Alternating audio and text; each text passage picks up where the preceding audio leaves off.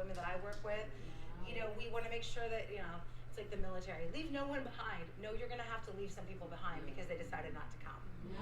But it was very difficult for me to, like, my brother-in-law really needed an opportunity, you know what I mean? He was in a kind of a pickle. He's still kind of in a pickle.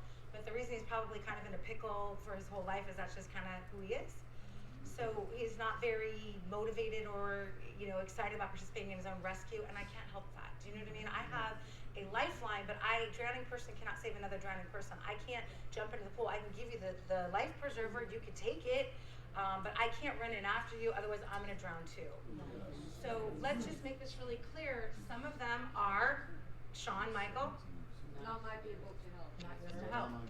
There you go. So you're going to have to let your people go. So plug in, right? All distractions are equal, but just know that you're going to go where the people don't need you. So just to give you an example, Steven, Soraya, Remmel, they don't need me. True or true? They don't. But I talk to them probably every day, right? Because you go where you're not needed. They deserve it. And then the people who aren't doing anything, they're beep, beep, beep, a little beep, beep, beep, beep, beep, beep, beep, but you're, coattails all the time. You're spending a lot of time with them, and it's going to make you feel bad, but you don't have time.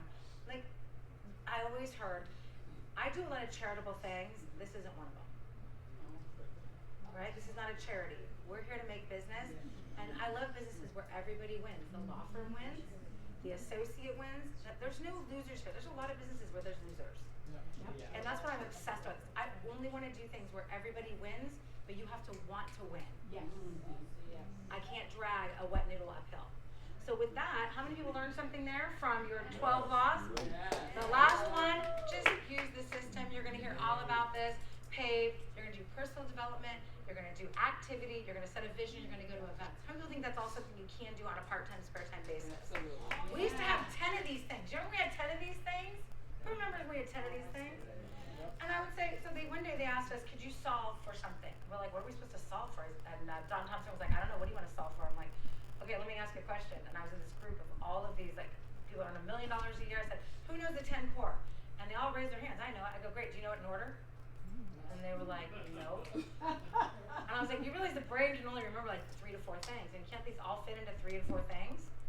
And so we came up with 3 to 4 things, and that's it. Everything fits in those 3 to 4 things. So if you're reading 10 minutes of a good book every day, or if you're more of an audio, listening to audios while you're commuting in this crazy traffic, if you're at least showing it to 2 people a day or inviting 2 people to take a look every day, if you're setting your daily goals and your goals for the end of the year, because we're going to go into 2026 with momentum, we're not going to wait, right? Don't buy the lie. If we know where our events are going to be and you're committed to now, like Jarrell, he knows where his weekly event is, it's in Corona, and you're committed to your events, would you guys agree everything else is going to work out for you? So with that, I'm going to go ahead and turn it over to, I'm not sure who, but those are the 13 laws.